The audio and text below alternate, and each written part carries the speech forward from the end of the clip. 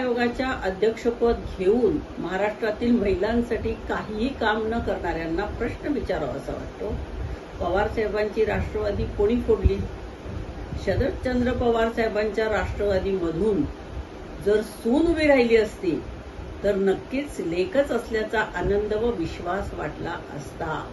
सुप्रियाताईंनी सुद्धा आपल्या वहिनीला हसत हसत आपलं पद देऊ केलं असतं.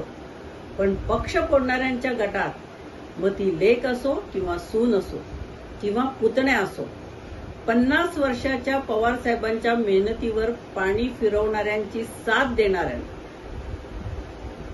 या जनतेसाठी ज्यांनी काम केलेलं आहे, देशासाठी राजकारणासाठी जर लेक साथ देत असेल, पक्षाला बळ देत असेल तर तीच खरी लेक.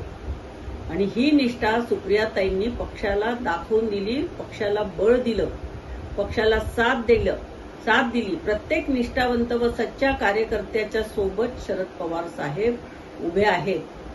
पण ज्यांना आमदार केलं, खासदार केलं, मंत्रिपद दिली, अशा लोकांनी जर गद्दारी केली असेल तर त्यांच्या सोबत राहणं अशक्य आहे.